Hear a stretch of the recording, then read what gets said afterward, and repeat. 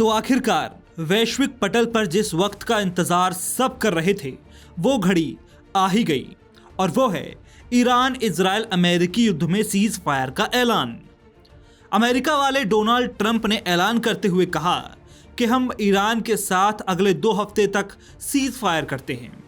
उन्होंने शर्त रखते हुए कहा कि इसके लिए ईरान को स्ट्रेट ऑफ हॉर्म्यूज की नाकेबंदी हटानी होगी और जहाज़ों को सुरक्षित निकलना होगा।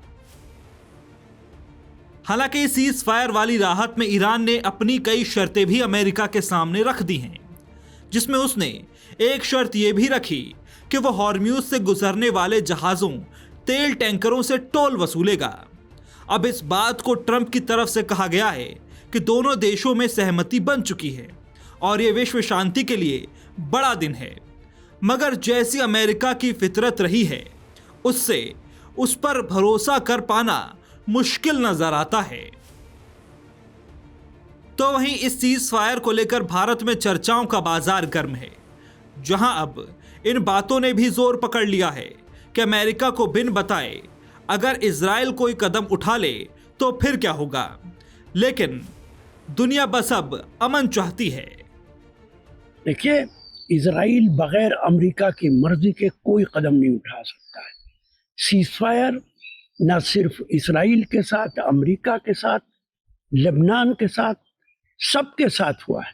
अगर इजराइल कोई गलत कदम उठाता है तो ईरान उसके लिए तैयार है। अल्लाह करे कि आखिर में ये लोग उस चीज़ पे आ जाएं जहाँ पे अमन आएगा। हमें अमन चाहिए, हमें लड़ाई नहीं चाहिए, और उसी लिए ज़रूरी था कि एक टेबल पे बैठें और इस मसले को हल करें।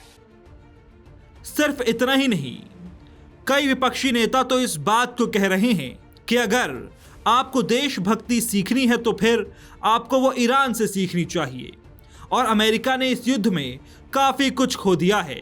इसके अलावा सीज फायर में पाकिस्तान वाले एंगल पर कह दिया कि भारत ने एक बड़ी कूटनीतिक गलती कर दी है। अपने देश के लिए हमें मिटने से कभी पीछे नहीं हटना चाहिए।